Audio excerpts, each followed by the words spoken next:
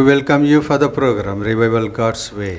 தேவனுடைய பார்வையில் எழுப்புதல் என்னும் இந்த பிரத்யேக சிறப்பு நிகழ்ச்சிக்கு நாங்கள் உங்களை வாழ்த்தி வரவேற்கிறோம். We want to begin with reading God's words. இந்த நாளின் நிகழ்ச்சியை கர்த்தருடைய வார்த்தையை படித்து ஆரம்பிக்க விரும்புகிறோம். Please turn with me book of Revelation 3rd chapter, see the verses 1 to 6. தயவு செய்து என்னோடு கூட வெளிப்படுத்தல் 3ஆம் அதிகாரத்திற்கு திருப்பி 1 முதல் 6 வரையுள்ள வசனங்களை பாருங்கள். Unto the angel of the church in Sardis write, these things says he who has the 7 spirits of God and the 7 stars. I know your works, that you have a name, that you are alive, but you are dead.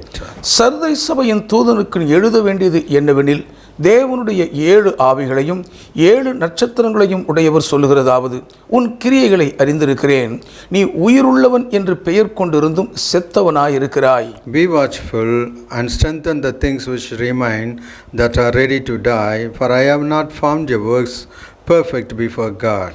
நீ விழித்து கொண்டு சாகிறதற்கு ஏதுவாய் இருக்கிறவைகளை ஸ்திரப்படுத்து, உன் கிரியைகள் தேவனுக்கு முன் நிறைவுள்ளவைகளாக நான் காணவில்லை. Remember therefore how you have received and heard, hold fast and repent. Therefore if you will not watch, I will come upon you as a thief, and you will not know whatever I will come upon you. ஆகையால் நீ கேட்டு பெற்றுக்கொண்ட வகையை நினைவு கூர்ந்து அதை கை கொண்டு மனம் திரும்பு. நீ விழித்திராவிட்டால் திருடனைப் போல் உன்மேல் வருவேன், நான் உன்மேல் வரும் வேலையை அறியாதிருப்பாய். You have a few names even in Sardis who have not defiled their garments, and they shall walk with me in white, for they are worthy. ஆனாலும் தங்கள் வஸ்திரங்களை அசுசிப்படுத்தாத சில பேர் சர்தையிலும் உனக்குண்டு.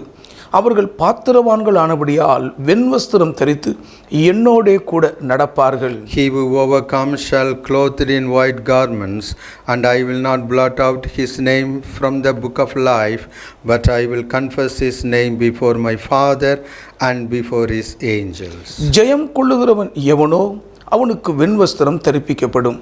ஜீவ புஸ்தகத்திலிருந்து அவனுடைய நாமத்தை நான் கிறுக்கி போடாமல் என் பிதா முன்பாகவும் அவருடைய தூதர் முன்பாகவும் அவன் நாமத்தை அறிக்கையிடுவேன். He who has an ear, let him hear what the Spirit says to the churches. ஆவியானவர் சபைகளுக்கு சொல்லுகிறதை காதுள்ளவன் கேட்க கடவன். These are the words of the Lord. இவைகளெல்லாம் கர்த்தருடைய வார்த்தைகளாகும். Beloved, we have been studying about the last days timeline. பிரியமானவர்களே, கடைசி நாட்களின் கால வரையறையின் பரிமாணத்தை குறித்து நாம் படித்து கொண்டிருக்கிறோம். Our Lord Jesus Christ will come to this earth and he will establish his 1000 years rule in this present earth. நம்முடைய கர்த்தராகிய இயேசு கிறிஸ்துவானவர் இந்த பூமிக்கு திரும்பி வந்து இன்றைக்கு இருக்கும் இந்த தற்கால பூமியில் தம்முடைய 1000 வருட அரசாட்சியை ஸ்தாபிப்பார். First time our Lord Jesus Christ came to this earth to save us from sin. பாவங்களிலிருந்து நம்மை ரட்சிக்கும்படியாக முதல் முறையாக நம்முடைய கர்த்தராகிய இயேசு கிறிஸ்து இந்த பூமிக்கு வந்தார். The wages of sin is death. பாவத்தின் சம்பளம் மரணம். The wages of sin is the hellfire. பாவத்தின் சம்பளம் எரிநரக அக்கினியாகும். To save us from the sin, our Lord Jesus Christ sacrificed himself on the cross. பாவங்களிலிருந்து நம்மை ரட்சிக்கும்படியாக நம்முடைய கர்த்தராகிய இயேசு கிறிஸ்துவானவர் சிலுவையில் தம்மையே பலியாக தந்தார். Our Lord Jesus Christ was crucified on the cross and shed his precious blood. நம்முடைய கர்த்தராகிய இயேசு கிறிஸ்துவானவர் சிலுவையில் கொடூரமாக அறையப்பட்டதினால் விலையேறப்பட்ட தம் திரு இரத்தத்தை சிந்தினார். He came to rescue us from the hellfire. எரிநரக அக்கினியிலிருந்து நம்மை தப்புவித்து மீட்பதற்காக அவர் வந்தார். He shed his precious blood on the cross to redeem us from the sin. பாவங்களிலிருந்து நம்மை மீட்டுக் கொள்வதற்காக விலையேற பெற்ற தம் திரு இரத்தத்தை அவர் சிலுவையிலே சிந்தினார். He was crucified on the cross and died on the cross. மகா கொடூரமாய் சிலுவையில் அறையப்பட்டவராய் இயேசு சிலுவையில் மரித்தார். He was buried in a nearby tomb. அருகாமையில் இருந்த ஒரு கல்லறையில் இயேசு அடக்கம் பண்ணப்பட்டார். On the third day our Lord Jesus Christ resurrected again. 3ஆம் நாளில் நம்முடைய இயேசு கிறிஸ்துவானவர் மீண்டும் உயிரோடு எழுந்தார். He showed himself to his disciples for 40 days that he was alive. இயேசுவானவர் தாம் உயிரோடு இருக்கிறவராக தம்மை 40 நாட்களளவும் தம்முடைய சீஷர்களுக்கு காண்பித்தார். Our Lord Jesus Christ showed himself to his disciples in his powerful resurrected body. நம்முடைய கர்த்தராகிய இயேசு கிறிஸ்துவானவர் வல்லமை நிறைந்த தம்முடைய உயிர்த்தெழுந்த திரு சரீரத்தில் தம்முடைய சீஷர்களுக்கு தம்மை வெளிப்படுத்தி காண்பித்தார். On the 48th day took his disciples to the Mount Olives. Before their eyes our Lord Jesus Christ ascended to heaven in his resurrected body. 40வது நாளில் தம்முடைய சீஷர்கள் யாவரையும் இயேசுவானவர் ஒலிவ மலையின் மேல் அழைத்து கொண்டு போய் அவர்கள் எல்லாருடைய கண்களுக்கு முன்பாக உயிர்த்தெழுந்த தம் திரு சரீரத்தோடு கூட பரமேறி சென்றார். Now our Lord Jesus Christ is enthroned with the Father God Almighty at his right hand side. இப்பொழுதோ நம்முடைய கர்த்தராகிய இயேசு கிறிஸ்துவானவர் சர்வ வல்லமையுள்ள பிதாவாகிய தேவனுடைய வலது பாரிசத்தில் முடிசூட்டப்பட்டவராய் வீற்றிருக்கிறார். He is a King of kings and Lord of lords. இவரே ராஜாதி ராஜாவும் கர்த்தாதி கர்த்தாவுமாய் இருக்கிறார். Our Lord Jesus Christ will return to this earth as a King of kings and Lord of lords to rule this earth for 1,000 years. நம்முடைய கர்த்தராகிய இயேசு கிறிஸ்துவானவர் இந்த பூமியை 1000 வருஷம் அரசாளுவதற்காக ராஜாதி ராஜாவாய் கர்த்தாதி கர்த்தாவாய் இந்த பூமிக்கு திரும்பி வருவார். He will return to this earth with his resurrected body. தம் உயிர்த்தெழுந்த திரு சரீரத்தோடு கூட இந்த பூமிக்கு அவர் திரும்பி வருவார். He will establish the kingdom of God in this earth for 1,000 years. இந்த பூமியில் தேவனுடைய ராஜ்யத்தை 1000 வருட ஆளுமைக்கு ஸ்தாபிப்பார். He will rule with his saints for 1,000 years in this earth. இந்த பூமியில் தம்முடைய பரிசுத்தவான்களோடு கூட 1000 வருஷம் அரசாளுவார். When our Lord Jesus Christ return to this earth, he will bring with him the martyrs. நம்முடைய கர்த்தராகிய இயேசு கிறிஸ்துவானவர் இந்த பூமிக்கு திரும்பி வரும்போது தம்மோடு கூட இரத்த சாட்சிகளாய் மரித்த பரிசுத்தவான்களையும் அவர் கொண்டு வருவார். The martyr saints will receive their powerful resurrected bodies and they will rule with our Lord Jesus Christ for 1,000 years.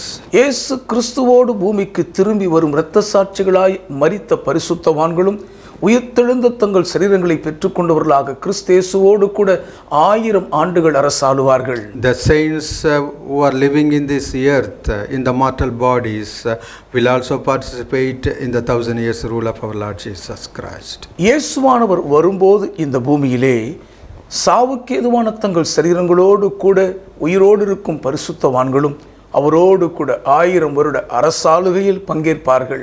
The saints in the mortal bodies and the saints in the resurrected bodies will rule with our Lord Jesus Christ in this earth. சாவுக்கேதுவான சரீரத்தில் உயிரோடு இருக்கும் பரிசுத்தவான்களும் உயிர்த்தெழுந்த சரீரத்தை பெற்றுக்கொண்ட பரிசுத்தவான்களுமாக சேர்ந்து இந்த பூமியில் ஆண்டவராகிய இயேசு கிறிஸ்துவோடு கூட 1000 ஆண்டுகள் அரசாளுவார்கள். Before our Lord established his 1,000 years rule in this earth, Antichrist and false prophet will rule in this earth for 3.5 years.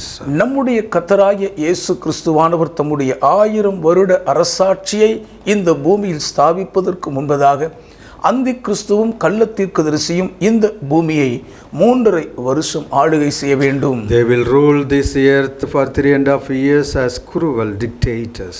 மகா கொடூரமான சர்வாதிகார கொடுங்கோலர்களாய் இந்த பூமியை அவர்கள் 3.5 வருஷம் ஆட்சி செய்வார்கள். This 3.5 years will be a great period of trial and tribulation. இந்த 3.5 வருஷங்களுமே மகா கொடூரமான உபத்திரவங்களும் சோதனைகளும் நிறைந்த நாட்களாகவே இருக்கும். We should pass through these 3.5 years. இந்த 3.5 வருஷங்களை நாம் கடந்து போயாக வேண்டும். These days will be a trialsome period for all the people of this earth. இந்த பூமியின் குடிமக்கள் யாவருக்குமே அந்த 3.5 வருஷ காலமும் மகப்பெரிய பரீட்சைப்படுகிற ஒரு சோதனையின் நாட்களாக இருக்கும். Church of God should pass through these days. தேவனுடைய திருச்சபை இந்த நாட்களின் ஊடாக கடந்து போயாக வேண்டும். For these days we should prepare. இந்த நாட்களுக்காகவே நாம் ஆயத்தமாக வேண்டும். To overcome these 3.5 years of tribulation, we should watch and pray. இந்த 3.5 வருஷ உபத்திரவ பாடுகளை மேற்கொண்டு ஜெயிக்க வேண்டுமானால் நாம் அதற்காக உபவாசித்து ஜெபிக்க வேண்டும். We have to watch and pray. நாம் நன்றாய் விழித்து கவனித்து பார்த்து ஜெபிக்க We வேண்டும். have to watch the signs in the earth and heavens.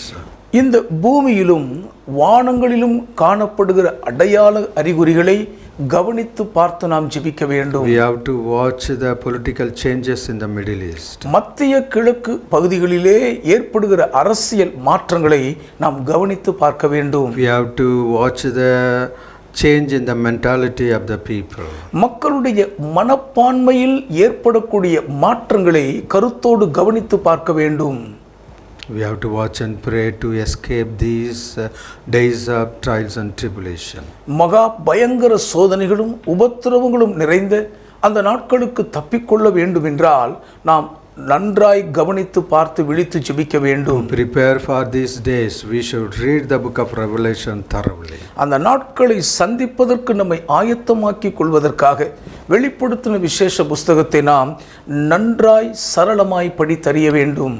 The last days events are mentioned in the book of Revelation. கடைசி நாட்களில் நிகழக்கூடிய சம்பவங்கள் வெளிப்படுத்தின விசேஷ புஸ்தகத்தில் எழுதப்பட்டிருக்கின்றன. If we read thoroughly the book of Revelation, we will easily overcome the last days trials and tribulation. வெளிப்படுத்தின விசேஷ புஸ்தகத்தை மிகவும் சரளமாக நன்றாய் படித்து அறிந்து கொள்வோம் என்று சொன்னால் 3.5 வருஷ கால உபத்திரவத்தை எளிதில் தாங்கி தப்பிக்கொள்வோம். We have to prepare and pray for these days. ஆகவே அதை சந்திப்பதற்கு ஏதுவாக நாம் ஆயத்தமாவதற்காக விழித்து ஜெபிக்க வேண்டும். In the book of Revelation, our Lord Jesus Christ writes letters to the 7 churches. வெளிப்படுத்தின விசேஷ புஸ்தகத்தில் நம்முடைய கர்த்தராகிய இயேசு கிறிஸ்துவானவர் 7 சபைகளுக்கு நிருபங்களை எழுதுகிறார். These letters prepares the 7 churches for the days of trials and tribulation. அந்த நிருபங்கள் தான் 7 சபைகளையும் அவர்கள் சந்திக்க போகிற உபத்திரவ சோதனை பாடுகளுக்கு அவர்களை ஆயத்தப்படுத்துகிறது. If you meditate our Lord's letter to the 7 churches, we will easily prepare for our Lord's coming. 7 சபைகளுக்கும் நம் ஆண்டவர் எழுதிய நிருபங்களை நாம் நன்றாய் கருத்தோடு தியானிப்போம் என்று சொன்னால் வரப்போகிற இந்த உபத்திரவ பாடின் சோதனைகளில் எளிதாய் தாக்குப்பிடித்து தப்பிக்கொள்வோம். Please turn with me, book of Revelation, 3rd chapter, see the first verse. தயவு செய்து வெளிப்படுத்தின விசேஷம் 3ஆம் அதிகாரத்திற்கு திருப்பி முதல் வசனத்தை பாருங்கள். Unto the angel of the church in Sardis write, these things says he who has the 7 spirits of God and the 7 stars. I know your works, that you have a name, that you are alive, but you are dead.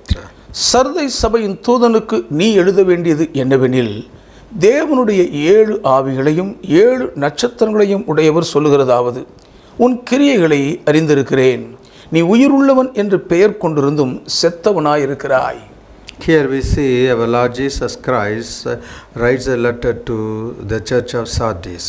நம்முடைய கர்த்தராகிய இயேசு கிறிஸ்துவானவர் சர்தை சபைக்கு நிருபம் எழுதுகிறதை இங்கே பார்க்கிறோம். Here our Lord Jesus Christ corrects the Sardis church. இந்த இடத்தில் நம்முடைய கர்த்தராகிய இயேசு கிறிஸ்துவானவர் சர்தை சபையை திருத்தி சீரமைக்கிறார். Our Lord Jesus Christ corrects the mentality of the Sardis church. Sardis திருச்சபையாருடைய மனநிலைப்பாட்டின் மனப்பான்மையை நம்முடைய ஆண்டவராகிய இயேசு கிறிஸ்துவானவர் சரிபட திருத்தி அமைக்கிறார். The Sardis church people think about they are alive. Sardis சபை மக்கள் தாங்கள் உயிருள்ளவர்களாக இருக்கிறோம் என்று நினைத்து கொண்டிருக்கிறார்கள். But our Lord Jesus Christ points them out that they are dead. ஆனால் நம்முடைய கர்த்தராகிய இயேசு கிறிஸ்துவானவரோ அவர்கள் செத்து கிடக்கிறார்கள் என்பதை அவர்களுக்கு சுட்டி காட்டுகிறார். The Sardis were like a self-righteous people. Sardis சபையார் சுய நீதிமான்களைப் போல காணப்பட்டார்கள். They did not give much importance for repentance. மனம் திரும்புதலுக்கு அவர்கள் அதிக முக்கியத்துவம் கொடுக்கவில்லை. See the second verse. 2வது வசனத்தை பாருங்கள். Be watchful and strengthen the things which remain that are ready to die, for I have not found your works perfect before God. நீ விழித்து கொண்டு சாகிறதற்கு ஏதுவாய் இருக்கிறவைகளை ஸ்திரப்படுத்து, உன் கிரியைகள் தேவனுக்கு முன் நிறைவுள்ளவைகளாக நான் காணவில்லை.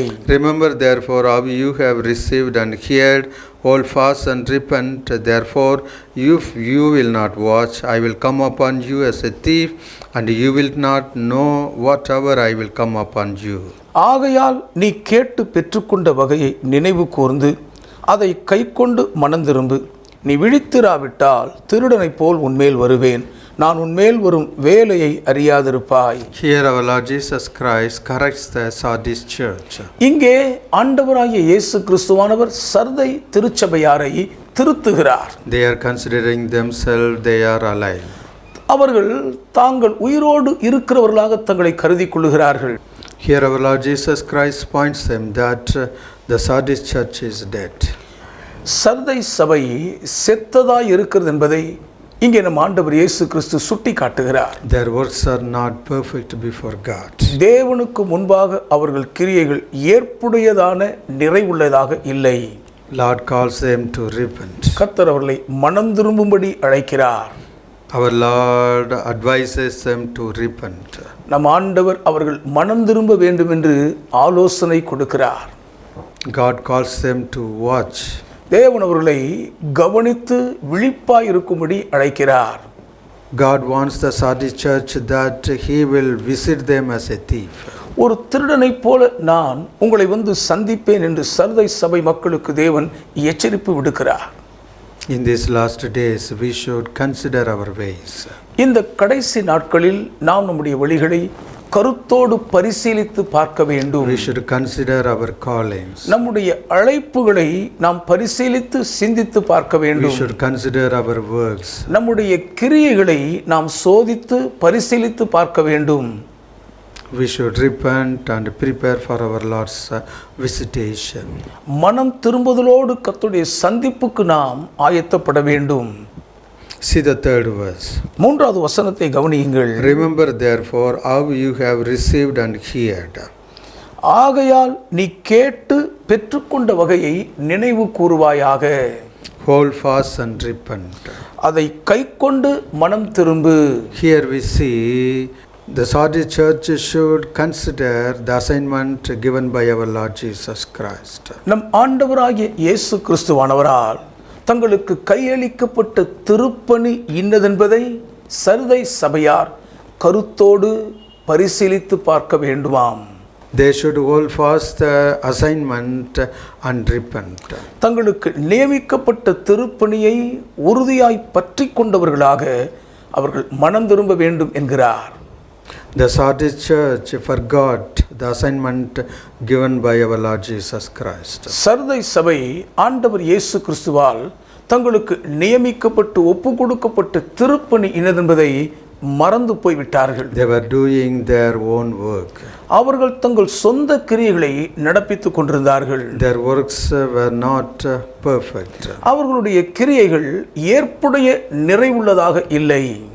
They are walking on their own ways. அவர்கள் தங்கள் சொந்த வழிகளில் இஷ்டம் போல் செயல்படுகிறார்கள். They defiled their garments. அவர்கள் தங்கள் வஸ்திரங்களை தீட்டுப்படுத்தி இருக்கிறார்கள். Our Lord Jesus Christ advised them to repent and hold fast on their calling. ஆகவேதான் நம்முடைய ஆண்டவராகிய இயேசு கிறிஸ்துவானவர் அவர்கள் மனம் திரும்பி தங்களுக்கு கொடுக்கப்பட்ட அழைப்பை உறுதியாய் பற்றி அதை கைக்கொள்ளும்படி அறிவுறுத்துகிறார். Our Lord Jesus Christ calls them to remember their assignment. அவர்களுக்கு நியமித்து ஒப்பு கொடுக்கப்பட்ட அந்த தலையாய திருப்பணியை அவர்கள் நினைத்து பார்க்கும்படி ஆண்டவர் இயேசு அவர்களுக்கு சொல்லுகிறார். See the third verse. மூன்றாவது வசனத்தை பாருங்கள். Remember therefore how you have received and heard. ஆகையால் நீ என்னிடத்தில் கேட்டதும் பெற்றுக்கொண்டதுமான அந்த வகையை நினைவு கூறுவாயாக. Our Lord Jesus Christ want the Sardis church to reconsider their ways. Sardis சபையார் தங்கள் வழிகளை மறுபடியும் பரிசீலித்து பார்த்து சிந்திக்கும்படி ஆண்டவர் இயேசு கிறிஸ்து அவர்களை எச்சரிக்கிறார். Each and every individual God gives assignment. ஒவ்வொரு தனி நபருக்கென்றும் தேவன் ஒரு தலையாய திருப்பணியை பங்காக நியமித்து கொடுக்கிறார். That is their calling. அதுவே அவர்களுக்கான அழைப்பாகும். If they miss their calling and do other works, it will not please the Lord. அவர்கள் தங்கள் அழைப்பை தவற விட்டுவிட்டு மற்ற காரியங்களை செய்வார்களானால் அது ஆண்டவருக்கு பிரியமாயிருக்காது. So Lord Jesus Christ warned the Sardis church to remember their calling. ஆதலால் ஆண்டவராகிய இயேசு கிறிஸ்துவானவர் சர்தை சபையார் தங்களுடைய அழைப்பை நினைவு கூறும்படி எச்சரிக்கப்படுகிறார்கள். Our Lord Jesus Christ wants them to remember their calling which was heard from our Lord. தேவன் அவர்களுக்கு சொன்ன அழைப்பை அவர்கள் நினைத்து பார்க்கும்படி நம் ஆண்டவர் அவர்களுக்கு எச்சரிப்பு கொடுக்கிறார். Each and every individual should hold fast on their calling. ஒவ்வொரு தனிநபரும் தங்களுடைய அழைப்பு இன்னதென்பதை உணர்ந்ததை உறுதியாய் பற்றி கொள்ள வேண்டும். They should not lose their calling. ஒருவரும் தங்கள் அழைப்பை இழந்துவிடக்கூடாது. They should walk on their calling. அவர்களுடைய அழைப்பிற்கேற்றபடி கிரியை செய்ய வேண்டும். Please turn with me 2 Peter 1st chapter, see the 10th verse. தயவு செய்து 2 பேதுரு 1ஆம் அதிகாரத்திற்கு வேதத்தை திருப்பி 10ஆம் வசனத்தை பாருங்கள். Therefore, brethren, be even more diligent to make your call and election sure, for if you do these things, you will never stumble. ஆகையால் சகோதரரே, உங்கள் அழைப்பையும் தெரிந்து கொள்ளுதலையும் உறுதியாக்கும்படி ஜாக்கிரதையாக இருங்கள். இவைகளை செய்தால் நீங்கள் ஒரு காலும் இடறி விழுவதில்லை. Here St. Peter points out that each and every individual should walk on their calling. ஒவ்வொரு தனிநபரும் தங்களுக்கு கொடுக்கப்பட்ட அழைப்பில் உறுதியாக நடக்க வேண்டும் என்று இங்கே பரிசுத்த பேதுருவானவர் தெளிவாக அறிவுறுத்துகிறார். We should not miss this target. இந்த இலக்கை நாம் கோட்டை விட்டு விடக்கூடாது. We should pray and find out our calling. நாம் தேவனுக்கு முன்பாக காத்திருந்து கவனித்து ஜெபித்து நம்முடைய அழைப்பு என்னதென்பதை தெளிவாக கண்டுணர வேண்டும். We should not misled by the devil. பொல்லாத பிசாசு நம்மை திசை திருப்பி விட நாம் இடம் கொடுத்து விடக்கூடாது. Please see the 11th verse. 11வது வசனத்தையும் பாருங்கள். For so an entrance will be supplied to you abundantly into the everlasting kingdom of our Lord and Savior Jesus Christ. இவ்விதமாய் நம்முடைய கர்த்தரும் இரட்சகருமாகிய இயேசு கிறிஸ்துவினுடைய நித்திய ராஜ்யத்துக்குட்படும் பிரவேசம் உங்களுக்கு பரிபூர்ணமாய் அளிக்கப்படும். If we walk in our calling, we will enter into the kingdom of God. நம்முடைய அழைப்பில் நாம் கவனமாய் நடப்போமானால் தேவனுடைய ராஜ்யத்துக்குள் பிரவேசிக்கும் பாக்கியம் பெறுவோம். If we miss our calling and walk on our own ways, we can't enter the kingdom of God. நம்முடைய அழைப்பை தவறவிட்டவர்களாய் தடம் புரண்டு நம் சொந்த வழிகளில் நடப்போம் என்று சொன்னால் தேவனுடைய ராஜ்யத்துக்குள்ளே நம்மால் பிரவேசிக்க முடியாமல் போய்விடும். Prophet Jonah was called to do his prophetical ministry in Nineveh. யோனா தீர்க்கதரிசி நினிவே பட்டணத்தில் தீர்க்கதரிசன ஊழியத்தை செய்வதற்காக அழைக்கப்பட்டார். He did not like to go there. ஆனால் அவருக்கோ அங்கே போக மனமில்லை. He had chosen his ministry in his own way. அவர் தம்முடைய ஊழியத்தை தன் சொந்த வழியில் தெரிந்து கொண்டார். He planned to travel to Tarshish. ஆகவே தர்ஷீஷை நோக்கி பயணிக்க திட்டம் எண்ணினார். He did not consider his calling. தன்னுடைய அழைப்பை கருத்தோடு அவர் சிந்தித்து பார்க்கவில்லை. He boarded a ship to Tarshish. ஆனால் யோனாவோ தர்ஷீஷுக்கு போகக்கூடிய ஒரு கப்பலில் ஏறினார். He had chosen very good ministry. நல்லதோர் ஊழியத்தை தனக்கென்று அவர் தெரிந்து கொண்டார்தான். He has chosen a fruitful ministry. கனி நிறைந்த ஒரு ஊழியத்தை அவர் தனக்கென்று தெரிந்து கொண்டார். But it was not the will of God. ஆனால் அது தேவ சித்தமாய் இருக்கவில்லையே. It was not the Lord's calling. அது கர்த்தருடைய அழைப்பாக இல்லை.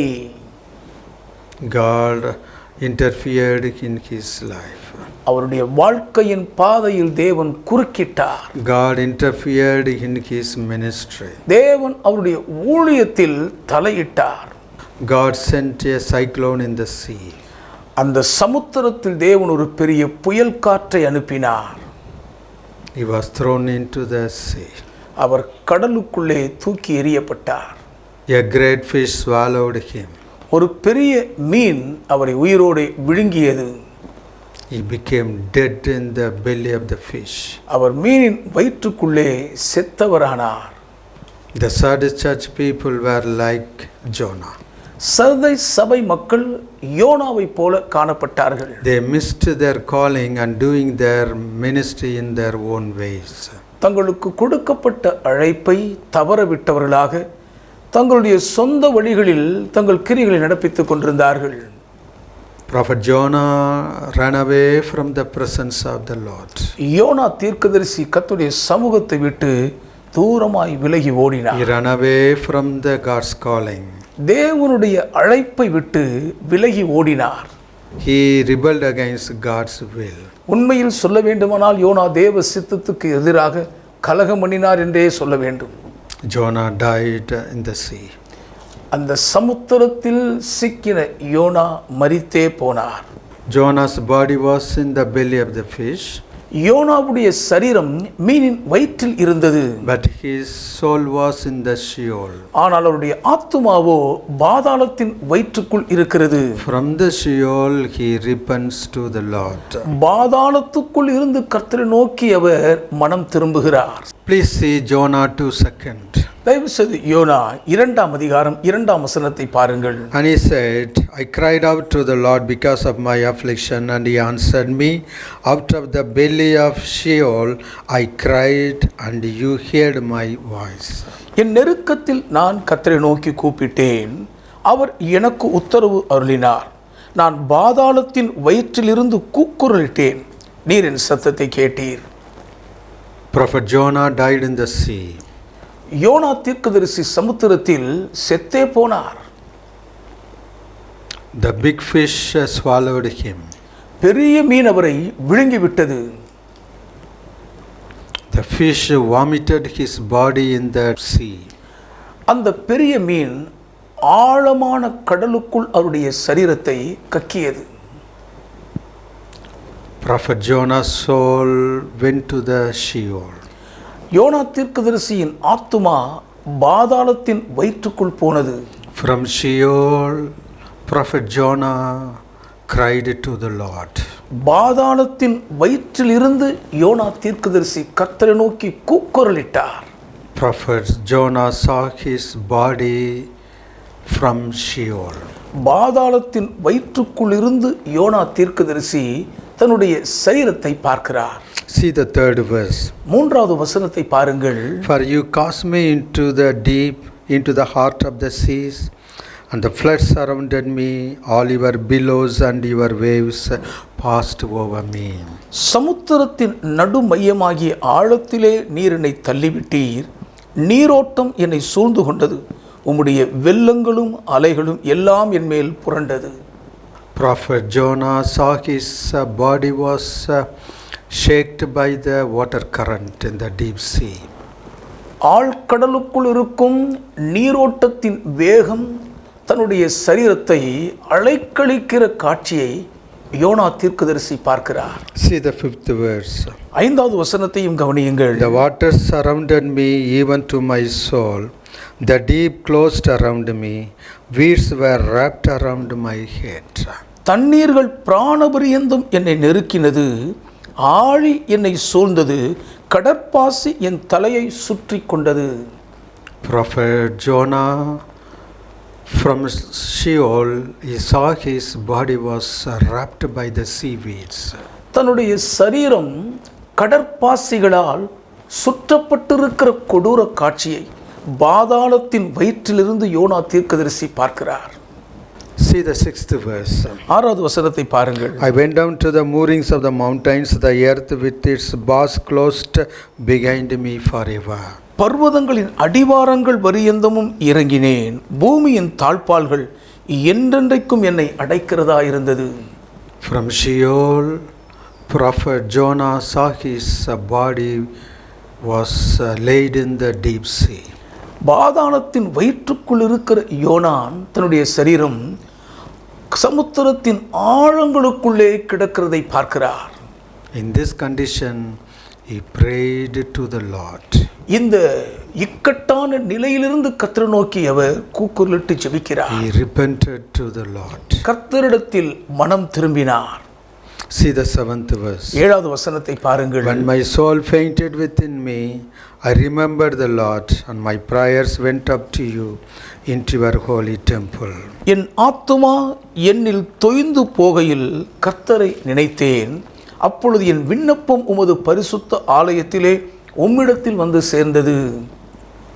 Saint Jonah repented and prayed to the Lord. பரிசுத்த யோனா கர்த்தரிடத்திலே மனம் திரும்பி கதறி மன்றாடினார்.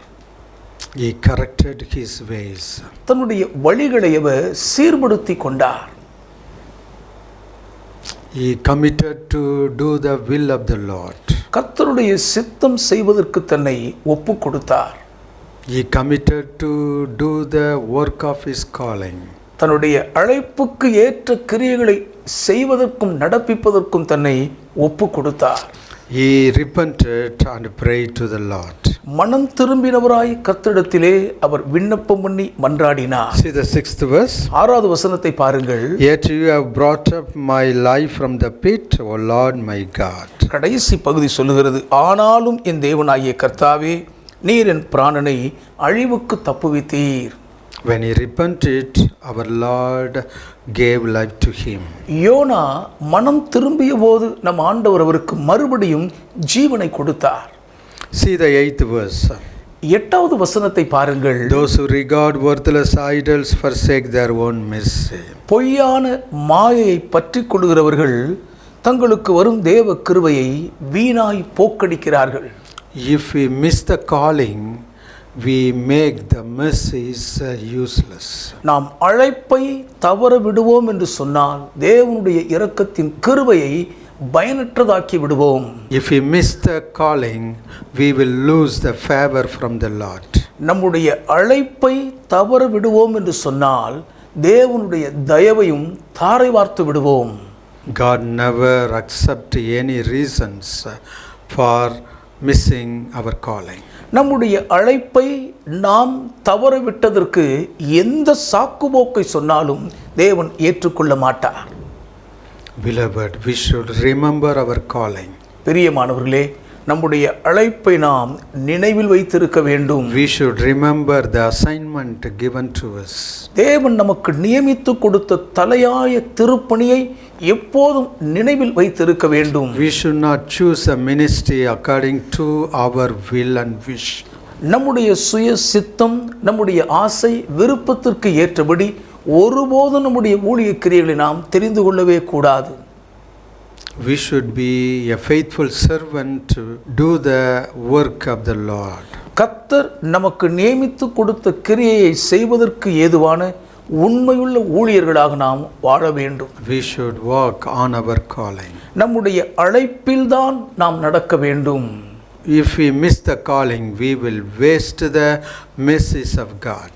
நாம் நம்முடைய அழைப்பை தவற விடுவோம் என்று சொன்னால் தேவனுடைய அளவற்ற இரக்கங்களை வீணாக்கி விடுவோம். In these last days, we should repent like Jonah. அன்பானவர்களே, இந்த கடைசி நாட்களில் யோனாவை போலவே நாமும் மனம் திரும்பியாக வேண்டும். If we do not repent, we will perish in the deep sea. நாம் மனம் திரும்பாமல் போவோம் என்றால் சமுத்திரத்தின் ஆழத்தில் மாண்டழிந்து போவோம். We should consider our ways. நாம் நம்முடைய வழிகளை கருத்தோடு சிந்தித்து பார்க்க வேண்டும். Please see Jonah 2:10. தயவு செய்து யோனா 2:10 பாருங்கள். So the Lord spoke to the fish and it vomited Jonah onto dry land. ஆகவே கர்த்தர் மீனுக்கு கட்டளையிட்டார், அது யோனாவை கரையிலே கக்கிவிட்டது. When Jonah repented, he was saved. யோனா மனம் திரும்பிய போது ரட்சிக்கப்பட்டார். Beloved, we should not flee away from Lord's presence. பிரியமானவர்களே, கர்த்தருடைய சமூகத்தை விட்டு நாம் ஒருபோதும் விலகி போய்விடக் கூடாது. If we go away from the Lord's presence, we will miss our calling.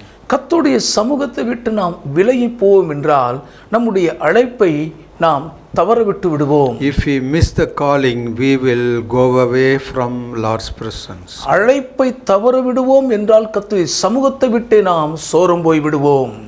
When Jonah repented, the fish swallowed him again and vomited him on the shore. யோனா மனம் திரும்பிய போது மறுபடியும் அந்த மீன் யோனாவை விழுங்கி கரையிலே கொண்டு வந்து கக்கிவிட்டது. Please turn with me, Jonah 4:11. தயவு செய்து என்னோடு கூட யோனா 4:11 திருப்பிக் கொள்ளுங்கள். And should I not pity Nineveh, that great city in which are more than 20,000 persons who cannot discern between their right hand and their left, and much livestock. வலதுகைக்கும் இடதுகைக்கும் வித்தியாசம் அறியாத 120,000 பேருக்கும் அதிகமான மனுஷரும் அநேக மிருக ஜீவன்களும் இருக்கிற மகா நகரமாகிய நினிவேக்காக நான் பரிதபியாமல் இருப்பேனோ என்றார். When he returned back to Lord's calling, he went to Nineveh. He prophesied in the streets. 120,000 people were saved. YONO கர்த்தர் தனக்கு கொடுத்த அழைப்புக்கு மறுபடியும் திரும்பி வந்தபோது நினிவே பட்டணத்துக்கு போகிறார். கர்த்தருடைய வார்த்தையை தீர்க்கதரிசனமாக உரைக்கிறார். அதை கேட்டு 120,000 பேர் மனம் திரும்பி ரட்சிக்கப்பட்டார்கள். If Jonah failed to repent, the 120,000 people could not be saved. சமுத்திரத்தின் ஆழத்தில் இருந்த யோனா மனம் திரும்பாமல் போயிருந்தால் நினிவே பட்டணத்தில் 120,000 பேர் கதி மோசமாய் போயிருக்கும். Prophet Jonah would have perished in the Sheol. யோனா தீர்க்கதரிசியும் பாதாளத்துக்குள் அழிந்தே போயிருப்பார். This was the condition of Sardis church. Sardis சபையின் நிலையும் இதுதான். God told them to consider their ways. தேவன் அவர்கள் தங்கள் வழிகளை சிந்தித்து பார்க்கும்படி எச்சரித்தார். God commanded them to remember their calling. தேவன் தங்களிடம் சொல்ல கேட்ட அழைப்பை அவர்கள் நினைவு கூறும்படி தேவன் ஞாபகப்படுத்துகிறார். God told Prophet Jonah clearly his assignment. யோனா தீர்க்கதரிசியினுடைய ஊழியம் இன்னதென்பதை தேவன் மிக தெளிவாக அந்த திருப்படியை விவரித்து சொன்னார். Please see book of Jonah, first chapter, see the verses 1 to 3. தயவு செய்து யோனாவின் புஸ்தகம் 1 அதிகாரம் 1 முதல் 3 வசனங்களை பாருங்கள். Now the word of the Lord came to Jonah the son of Amittai, saying, Arise, go to Nineveh, that great city, and cry out against it, for their wickedness has come up before me. யோனா 1 அதிகாரம் 1-2 வசனங்கள். அமித்தாயின் குமாரனாகிய யோனாவுக்கு கர்த்தருடைய வார்த்தை உண்டாகி, அவர், நீ எழுந்து மகா நகரமாகிய நினிவேவுக்கு போய் அதற்கு விரோதமாக பிரசங்கி, அவர்களுடைய அக்கிரமம் என் சமூகத்தில் வந்து எட்டினது என்றார். But Jonah arose to flee to Tarshish from the presence of the Lord. He went down to Joppa and found a ship going to Tarshish. So he paid the fare and went down into it to go with them to Tarshish from the presence of the Lord. அப்பொழுது YONO கர்த்தருடைய சமூகத்தில் நின்று விலகி தர்ஷீஷுக்கு ஓடி போகும்படி எழுந்து யோப்பாவுக்கு போய் தர்ஷீஷுக்கு போகிற ஒரு கப்பலை கண்டு கூலி கொடுத்து தான் கர்த்தருடைய சமூகத்தில் நின்று விலகும்படி அவர்களோடே தர்ஷீஷுக்கு போக கப்பலேறினான். God calls Jonah to go to Nineveh. தேவன் யோனா நினிவேவுக்கு போக வேண்டும் என்று அவரை அழைத்தார். He clearly told the assignment. மிக தெளிவாக அவருக்கு நியமிக்கப்பட்ட திருப்பணி இன்னதென்பதை வரையறுத்து கொடுத்தார். See the second verse. 2வது வசனத்தை பாருங்கள். Arise, go to Nineveh, that great city, and cry out against it. நீ எழுந்து மகாநகரமாகிய நினிவேவுக்கு போய் அதற்கு விரோதமாக பிரசங்கி, அவர்களுடைய அக்கிரமம் என் சமூகத்தில் வந்து எட்டினது என்றார். Prophet Jonah heard the voice of the Lord clearly. யோனா தீர்க்கதரிசி கர்த்தருடைய சத்தத்தை மிக தெளிவாக கேட்டார். But Jonah fled from the presence of the Lord. ஆனாலும் தேவ சமூகத்தை விட்டு யோனா விலகி ஓடினார். That time Jonah was living in Joppa. அந்த நேரத்தில் யோனா யோப்பாவில் இருக்கிறார். From Joppa our Lord told to go to the Gentile city Nineveh. யோப்பாவில் இருந்து புறஜாதியாருடைய பட்டணமாகிய நினிவேவுக்கு போகும்படி கர்த்தர் யோனாவிடம் சொல்லுகிறார். He did not like to go to Nineveh, the Gentile city. புறஜாதியாருடைய பட்டணமாகிய நினிவேவுக்கு போக யோனாவுக்கு விருப்பம் இல்லை. His calling was to go and preach the gospel to the Gentile people. புறஜாதியாரான ஜனங்களுக்கு போய் சுவிசேஷ செய்தியை பிரசங்கிக்கும்படி அவருக்கு அழைப்பு கொடுக்கப்பட்டிருந்தது. He did not like to go there. ஆனால் அவருக்கோ அங்கே போக விருப்பம் இல்லை. So he missed the calling and he ran to Tarshish.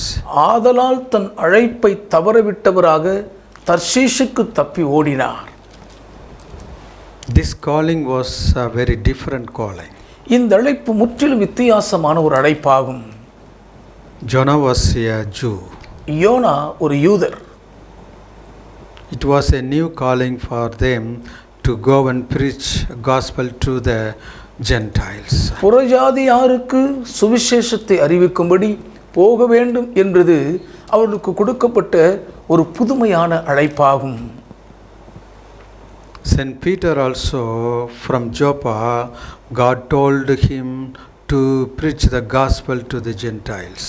யோப்பா பட்டணத்தில் இருந்த பரிசுத்த பேதுருவுக்கும் கூட புறஜாதியாரிடம் போய் சுவிசேஷத்தை அறிவிக்கும்படி தேவன் பேசினார். God spoke to him in visions. தரிசனங்கள் வாயிலாக தேவன் அவரோடு கூட பேசினார்.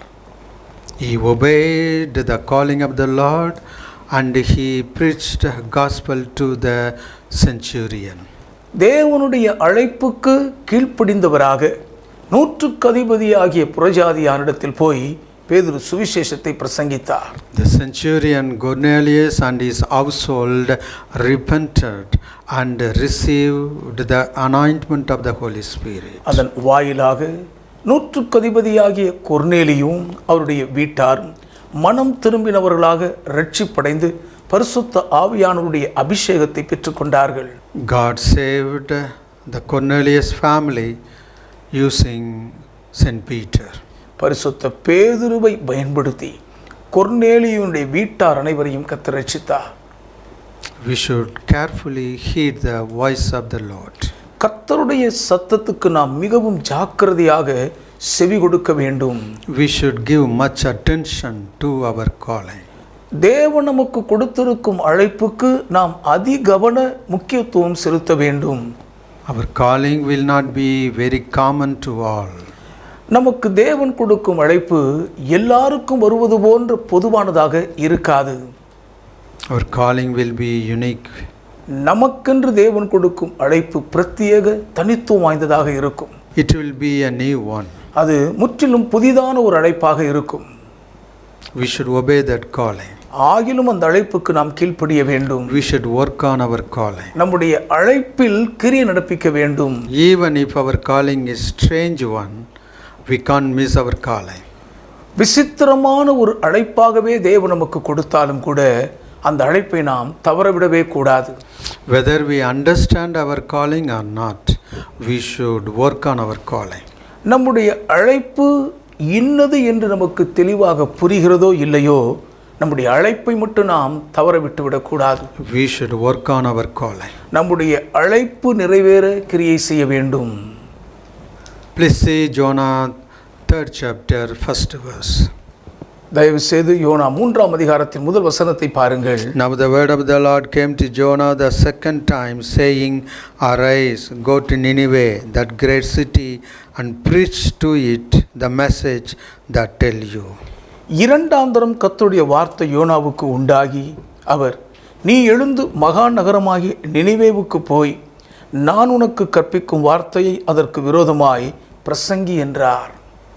After he came alive, our Lord again remembered him his calling.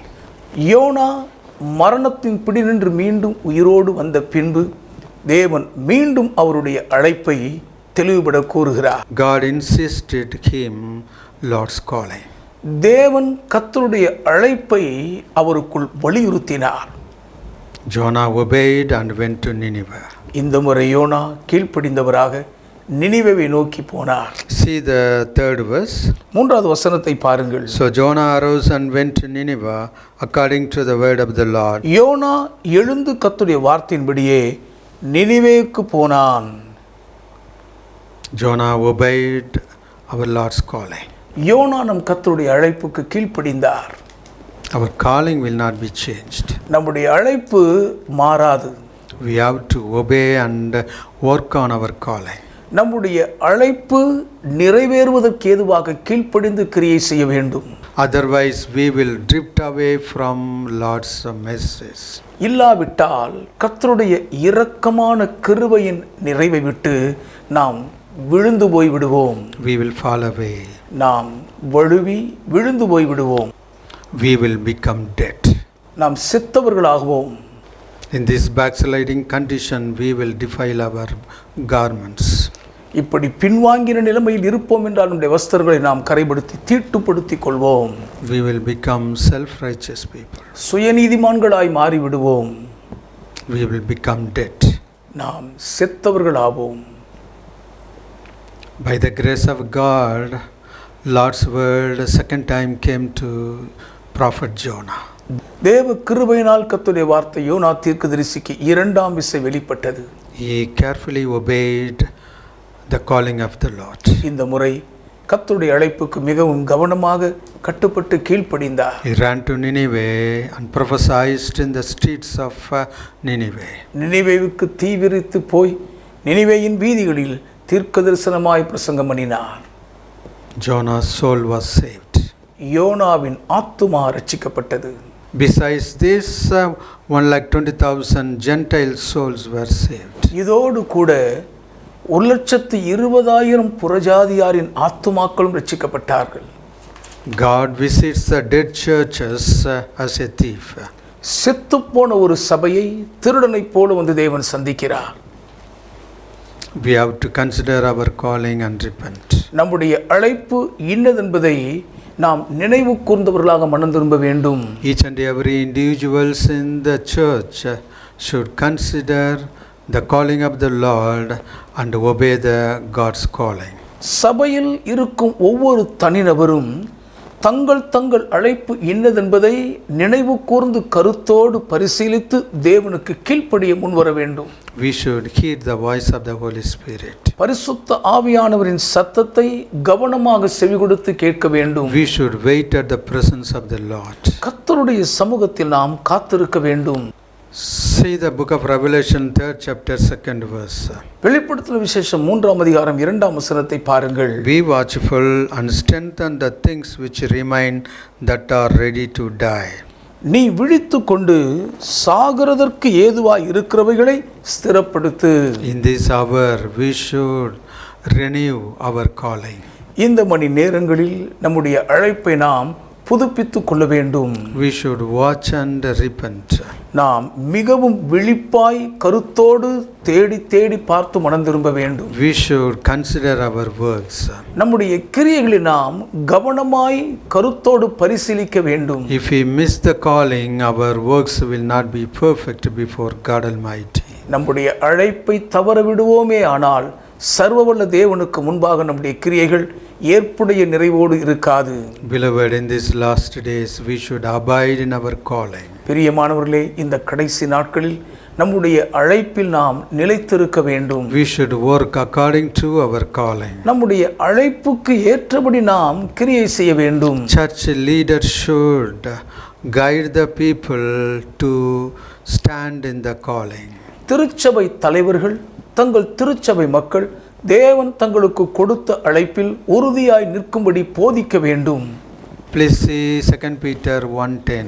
தயவு செய்து 2 பேதுரு 1:10 பாருங்கள். Therefore, brethren, be even more diligent to make your call and election sure, for if you do these things, you will never stumble. ஆகையால் சகோதரரே, உங்கள் அழைப்பையும் தெரிந்து கொள்ளுதலையும் உறுதியாக்கும்படி ஜாக்கிரதையாயிருங்கள். இவைகளை செய்தால் நீங்கள் ஒரு காலும் இடறி விடுவதில்லை. If we work according to our calling, we will not stumble. நம்முடைய அழைப்புக்கு ஏற்றபடி உகந்தவர்களாய் நடந்து கிரியை நடப்பிப்போம் என்று சொன்னால் ஒருபோது நாம் அழைப்பை விட்டு இடறி போக மாட்டோம். In this hour, we should consider the Lord's calling. இந்த மணி நேரங்களில் கர்த்தருடைய அழைப்பு என்னதென்பதை கருத்தோடு நாம் பரிசீலித்து பார்க்க வேண்டும். Otherwise, our Lord's coming will be like a thief looting the house. இப்படி செய்ய தவறிவிட்டால் ஒரு திருடன் வீட்டை சூறையாடுவது போல ஆண்டவருடைய வருகை நம்மை திடுக்கிட வைக்கும். Please turn with me Matthew 24, 45, 46. தயவு செய்து மத்தேயு 24, 45, 46 வசனங்களை பாருங்கள். Who then is faithful and wise servant, whom his master made a ruler over his household, to give them food in due season? ஏற்ற வேளையிலே தன் வேலைக்காரருக்கு போஜனம் கொடுத்து அவர்களை விசாரிக்கும்படி எஜமான் வைத்த உண்மையும் விவேகமும் உள்ள ஊழியக்காரன் யாவன்? Blessed is that servant whom his master, when he comes, will find so doing. எஜமான் வரும்போது அப்படி செய்கிறவனாக காணப்படுகிற ஊழியக்காரனே பாக்கியவான். Assuredly I say to you that he will make him ruler over all his goods. தன் ஆஸ்திகள் எல்லாவற்றின் மேலும் அவனை விசாரணைக்காரனாக வைப்பான் என்று மெய்யாகவே உங்களுக்கு சொல்லுகிறேன். Beloved, we must diligently follow our calling. பிரியமானவர்களே, நம்முடைய அழைப்பை மிகவும் கருத்தோடு கவனமாக நாம் கடைபிடித்து பின்பற்ற வேண்டும். We must be faithful servants who fulfill the assignments of the master. எஜமான் நமக்கு கையளித்த திருப்பணியை நிறைவேற்றி முடிக்கக்கூடிய உண்மையுள்ள ஊழியர்களாக நாம் காணப்பட வேண்டும். We must be faithful servants. நாம் உண்மையுள்ள ஊழியக்காரர்களாக இருக்க வேண்டும். See the 48th verse. 48ஆம் வசனத்தை பாருங்கள். If that evil servant says in his heart, my master is delaying his coming, and begins to beat his fellow servants, and to eat and drink with the drunkards, the master of that servant will come on a day when he is not looking for him, and at an hour that he is not aware of.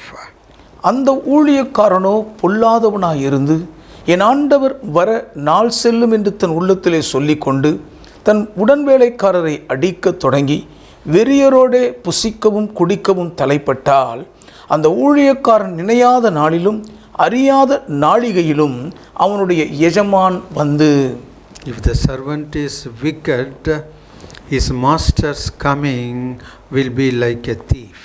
ஊழியக்காரன் பொல்லாதவனாக இருப்பானே ஆனால் அவனுடைய எஜமானுடைய வருகை திருடன் வருகிறது போல் இருக்கும். For the wicked servants, our Lord's coming will be like a thief. பொல்லாத ஊழியக்காரர்களுக்கு நம் ஆண்டவரின் வருகை திருடன் வருகிறது போல் அமைந்துவிடும். For the faithful servants, the Lord's coming will be like a day of rewards. ஆனால் உண்மையுள்ள ஊழியக்காரர்களுக்கோ கர்த்தருடைய வருகை அவருடைய கிரியைகளுக்கான பலன்களை நிறைவாய் பெற்றுக்கொள்வது போல் இருக்கும். The faithful servants always awaits for his master's coming.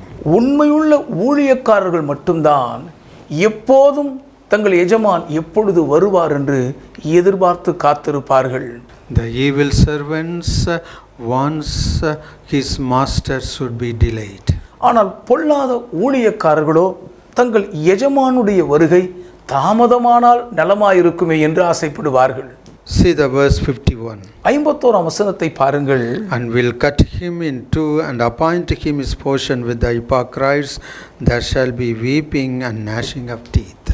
அவனை கடினமாய் தண்டித்து மாயக்காரரோட அவனுக்கு பங்கை நியமிப்பான், அங்கே அழுகையும் பற்கடிப்பும் உண்டாயிருக்கும். For the unfaithful servant who missed the calling of his master, எஜமானுடைய அழைப்பை தவற விட்டவனாய் உண்மையற்றிருக்கும் ஊழியக்காரன் will be punished. தண்டிக்கப்படுவான். Punished with the hypocrites. மாயக்காரரோடு கூட சேர்ந்து அவன் தண்டிக்கப்படுவான். There shall be weeping and gnashing of teeth. அங்கே அழுகையும் பற்கடிப்பும் உண்டாயிருக்கும். When our Lord's coming, he will bring with him the rewards.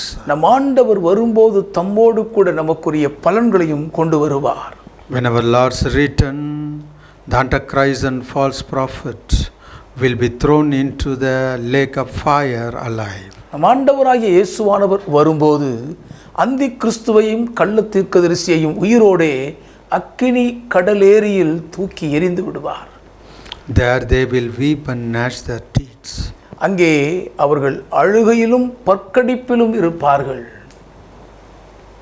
In those days, the unfaithful servants will be thrown with Antichrist and false prophet. அந்த நாட்களின் போது உண்மையில்லாத பொல்லாத ஊழியக்காரர்களும் அந்தி கிறிஸ்து கள்ள தீர்க்கதரிசியோடு கூட சேர்ந்து தூக்கி எறியப்படுவார்கள். They will take part with the hypocrites. மாயக்காரரோடே அவர்கள் பங்கை பெறுவார்கள். Beloved, in these last days we should consider our calling. பிரியமானவர்களே, இந்த கடைசி நாட்களில் நாம் நம்முடைய அழைப்பை கருத்தோடு சிந்தித்து நினைத்து பார்க்க வேண்டும். Please see book of Revelation 3rd chapter 4th verse. தயவு செய்து வெளிப்படுத்தல் 3-4 வசனத்தை பாருங்கள். You have a few names even in Sardis who have not defiled their garments, and they shall walk with me in white, for they are worthy.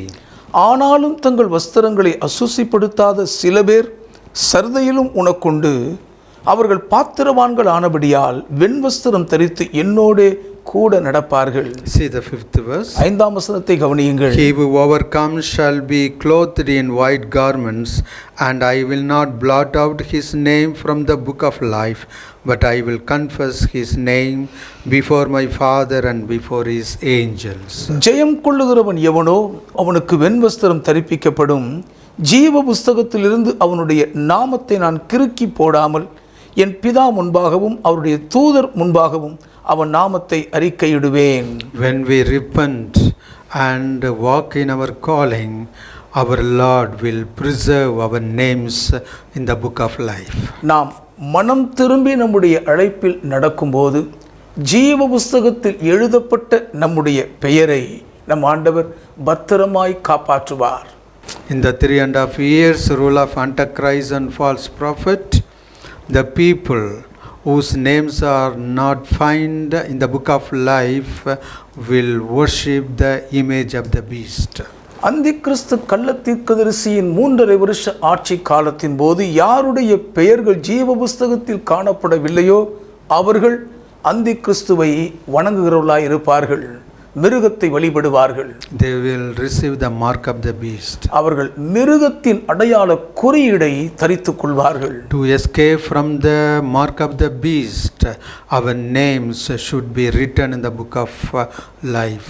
மிருகத்தின் அடையாள குறியீடை தரித்துக் கொள்ளாதபடி தப்பிக்கொள்ள வேண்டுமானால் நம்முடைய பெயர் ஜீவ புஸ்தகத்தில் பத்திரமாயிருக்க வேண்டும்.